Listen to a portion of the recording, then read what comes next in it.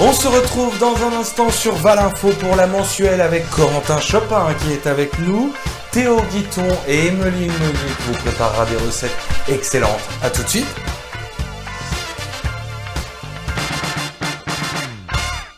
Retrouvez les émissions de Valinfo, en direct ou en replay, sur YouTube. Suivez-nous sur le compte Valinfo.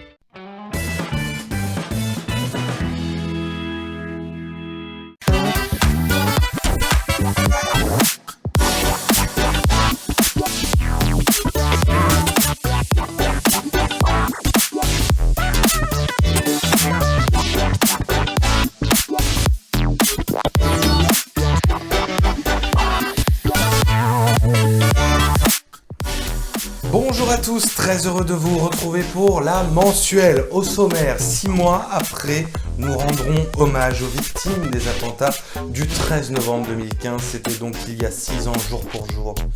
Théo Guiton vous parlera d'une circulaire mise en place par le ministre de l'Éducation nationale, Jean-Michel Blanquer, pour mieux accueillir les enfants transgenres. Corentin sera également avec nous et il nous fera donc une chronique surprise, je ne sais pas de quoi on va parler. Les sorties d'albums aussi, Ed Sheeran sort un nouvel album intitulé Equal, ça veut dire égal en anglais, vous avez compris. Et puis les recettes d'Emeline avec aujourd'hui un dessert italien, le tiramisu. Et on commence déjà par prendre les nouvelles donc de notre chroniqueur Corentin qui est avec nous. Bonjour mon coco. Bonjour. Comment ça va? Eh ben ça va, la forme, nickel. Et toi, Valentin, comment ça Eh va? ben très bien. Alors écoute, je remarque que tu as perdu beaucoup de poids quand même. Oui, j'ai perdu un peu de poids, je fais attention à moi, et puis je fais des travaux, donc ça me guide. Bah oui, ça aide. Je prends soin de moi maintenant. Eh ben très bien Corentin, super. Alors, je le disais, on va commencer évidemment cette émission en rendant hommage aux 130 victimes des attentats du 13 novembre 2015. Ce soir du 13 novembre 2015, c'est l'horreur. À Paris, une série d'attentats frappe la capitale. Tout d'abord aux abords du Stade de France, où un homme se fait exploser, puis 2 autres le font. S'ensuivent plusieurs fusillades, donc dans la capitale et dans les rues de Paris, au bar du Petit Cambodge, au Carillon, et puis vient l'attentat du Bataclan pendant un concert de rock. Au total, je le disais, 130 personnes sont décédées. Voici leurs visages. Imagine all the people living for today. Voilà, nous pensons bien évidemment à leurs familles, à leurs amis, et nous ne les oublions pas. Corentin, donc j'imagine que tu te souviens de ce moment des attentats. Tu te souviens où t'étais? Oui, je me souviens j'étais chez mes parents avec des amis, on regardait le match de foot justement en question. Et quand on a entendu la première détonation, on l'a entendu à la télé, moi je me souviens. Et même les joueurs de foot ont été tous Oui, ça les a surpris. Oui. ébahis par le bruit que ça a dû faire. On a tous pensé à un pétard au premier abord, vu qu'on était dans un stade de foot, il y a quand même 80 000 personnes. Et au fur et à mesure de la soirée, nous avons appris, c'était minute par minute, et Bien sûr. l'horreur de plus en plus nous arrivait sur les réseaux ou autres. Et là, on a tout de suite compris que c'était une attaque.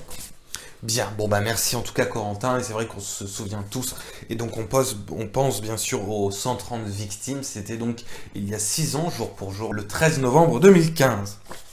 On change maintenant de sujet, on retrouve un nouveau venu dans Valinfo, c'est Théo Guiton. Bonjour Théo, merci d'être avec nous. Alors on va parler avec toi de la circulaire mise en place par le ministre de l'Éducation nationale Jean-Michel Blanquer pour mieux accueillir les enfants transgenres, mais cette circulaire pose aussi des questions.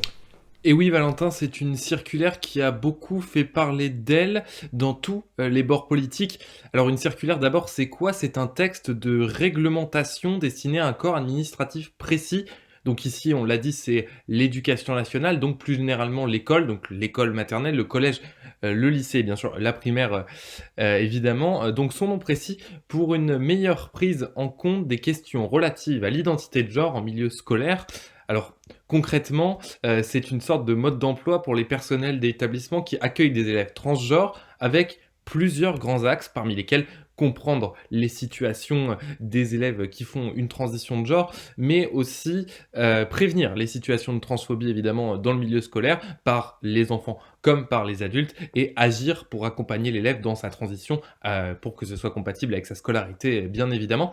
Alors Pourquoi elle pose question, cette circulaire? Et bah, d'abord, chez les conservateurs, c'est très clair, les questions de genre n'ont pas leur place à l'école. Certains vont même jusqu'à la qualifier de crime.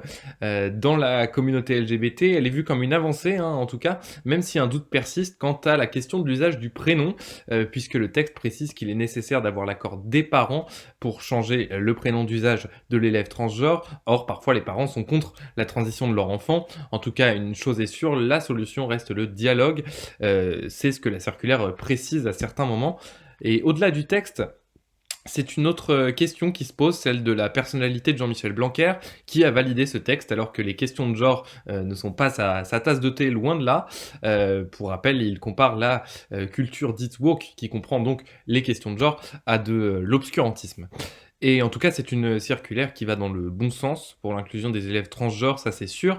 Reste à savoir si ce n'est pas plus une tentative de séduction politique qu'une volonté de faire avancer les choses. Bien, et ben merci beaucoup Théo donc pour toutes ces précisions et on te retrouvera donc souvent dans Valinfo. Bienvenue à toi. Corentin, on en parlait hors antenne, il y a un film qui a été consacré justement à cette question, ça s'appelle Il ou Elle, c'est ça hein? Exactement, qui est un film passé sur TF1 il y a quelques jours ou quelques semaines.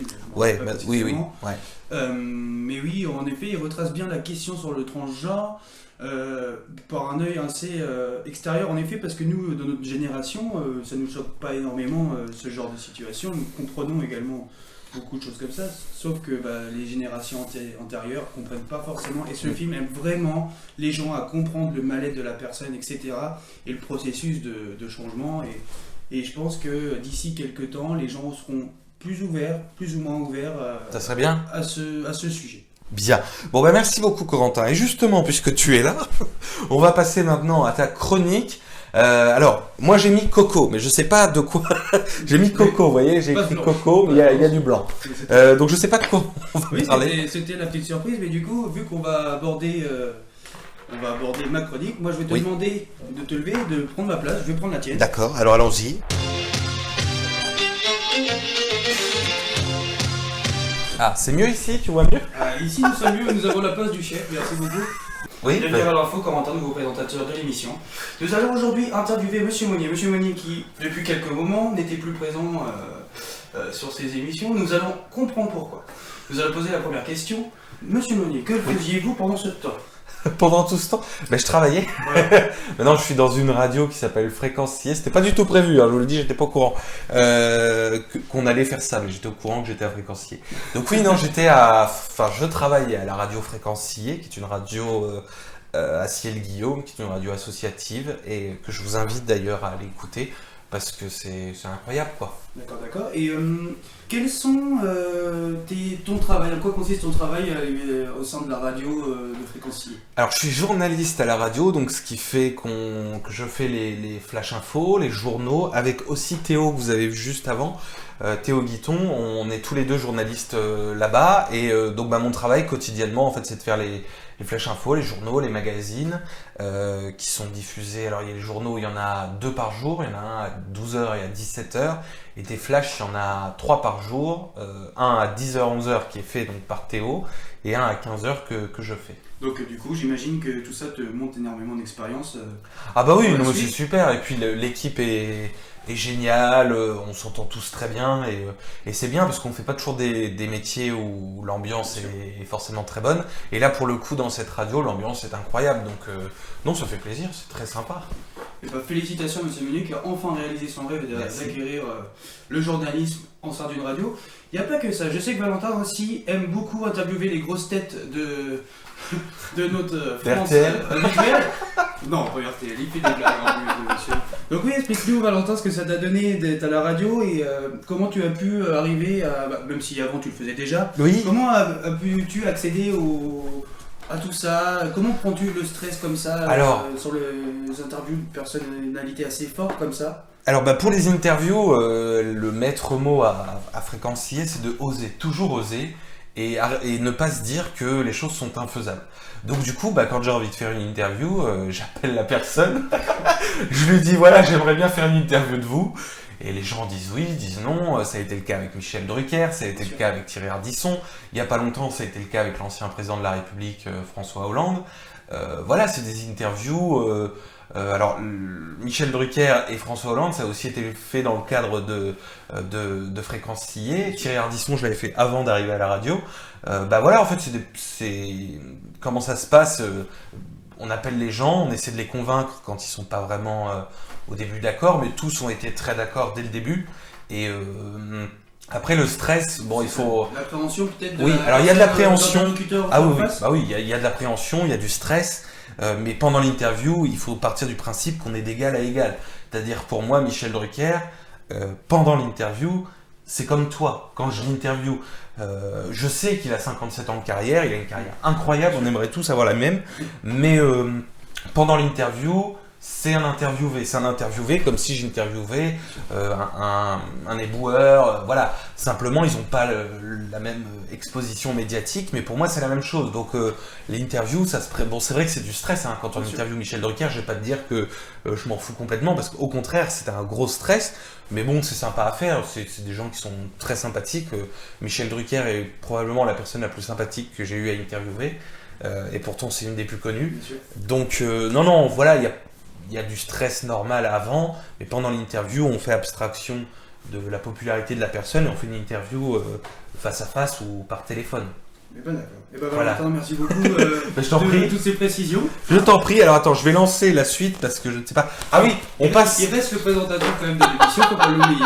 Donc merci Corentin quand même hein, pour Oui, ce merci. moment qui n'était pas prévu, je le dis. Tu m'avais dit que tu ferais une chronique, Voilà. mais je ne savais pas quoi. Donc merci à toi Corentin et on passe tout de suite aux sorties d'albums. Alors donc les sorties d'albums, vous voyez on fait tout quasiment en direct. Donc les sorties d'albums, je le disais tout à l'heure, on va parler du nouvel album d'Ed Sheeran. Est-ce que d'abord toi Corentin, est-ce que tu aimes bien Ed Sheeran? J'aime beaucoup Ed Sheeran, il avait même joué dans Game of Thrones à l'époque. Oui c'est vrai.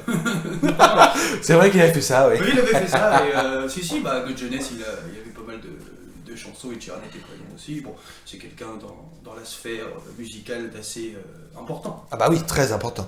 Alors justement, il sort un nouvel album qui s'appelle donc Equal, mais juste avant, pour se remettre dans le contexte de qui est Ed Sheeran, c'est ça. So you can keep me inside the pocket of your ripped jeans, holding me closer till our eyes meet. Baby, I'm dancing in the dark with you between my arms. I'm on my way, C'est ma préférée. driving at 90 down those country lanes. Beautiful people, top designer clothes, front row fashion shows. What you doing? La musique, c'est toujours un peu ce qu'il prend. Et voilà, donc ça c'était Ed Sheeran, on va laisser la lumière comme ça. Ça c'était Ed Sheeran, et donc son nouvel album, il y a 2 titres phares, il y a Bad Habits qu'on écoute tout de suite. My bad habits lead to white eyes staring into space, and I know I lose control of the things that I say. I was looking for a way out, now I can't escape. Et donc, il y a ma préférée de toutes, ça s'appelle Shivers. Écoute, tu vas me dire ce que t'en penses, j'aime beaucoup. I love it when you do it like that, and when you closer, give me a shiver. Oh baby, you wanna dance till the sunlight cracks. And when they say the party's over, then we'll bring it right back, and we'll say I love it when you do it. Ah oui, comme il fait. Là, tac, t'as vu, ah, Nagui, Nagui, bon. Bon, alors, donc on va rallumer les lumières. Bon, alors t'aimes bien Corentin ces nouveaux titres de Monsieur Sheeran? Oui, très bien. Très bien. Oui, Tu oui. les écoutes? Oui, comme je te disais, les musiques que tu as passées, les anciennes, bien sûr qu'on les connaît, mais les nouvelles, on les a déjà pas mal entendues. Et, En radio, oui. Et puis bon, Ed Sheeran, tout le monde connaît. Ed Sheeran, c'est Ed Sheeran. Ah, Ed Sheeran, c'est comme tout le monde connaît, mais personne ne s'arrête. Tout le monde connaît, mais personne ne s'arrête. Très bien. Corentin, on change de sujet. Quel est ton dessert préféré? Ah, Le tiramisu? c'est ce que je voulais dire. Oui, moi, les spécialités italiennes, moi j'adore. Tiramisu est mon dessert préféré. Bon, et ben ça tombe bien, puisque Emeline nous a préparé donc un... Tiramisu.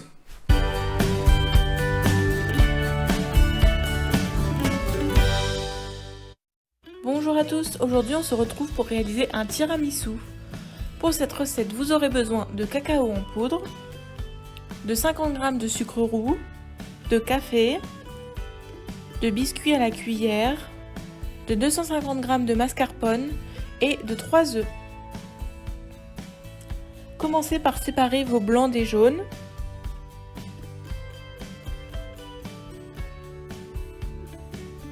Puis ajoutez le sucre dans vos jaunes et blanchissez le mélange. Ensuite ajoutez la mascarpone.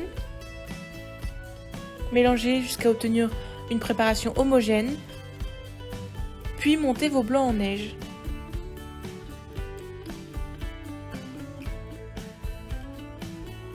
Ensuite incorporez-les à la préparation précédente.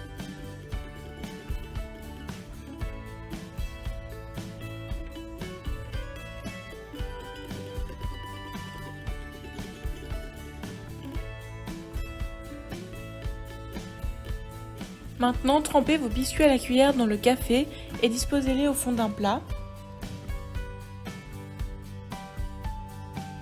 Et recouvrez-les avec la moitié de la préparation précédente. Ajoutez à nouveau les biscuits à la cuillère, puis recouvrez-les avec le reste de la préparation.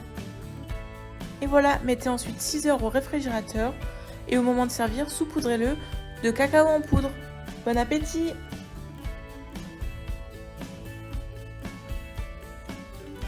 Voilà, donc pour ce dessert excellent qui donne envie vraiment de manger, ce qu'on va faire d'ailleurs juste après.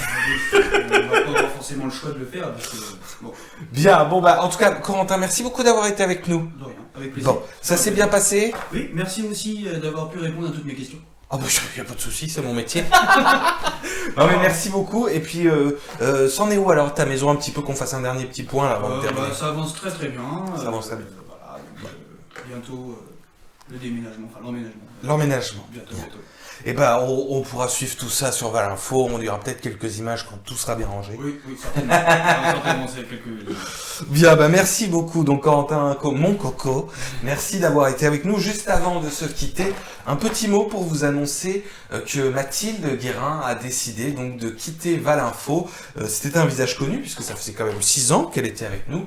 Et on la remercie donc pour ces 6 années à nos côtés. Voilà, c'est la fin de la mensuelle. Merci d'avoir été avec nous. Et on se donne rendez-vous donc en décembre pour les émissions de Noël. Alors, c'est mes émissions préférées. Et dès la semaine prochaine pour Décryptons la politique. Prenez soin de vous. Belle fin de week-end pour ceux qui étaient en grand week-end, puisque nous sommes samedi. Et bonne semaine à vous et à la semaine prochaine. Merci.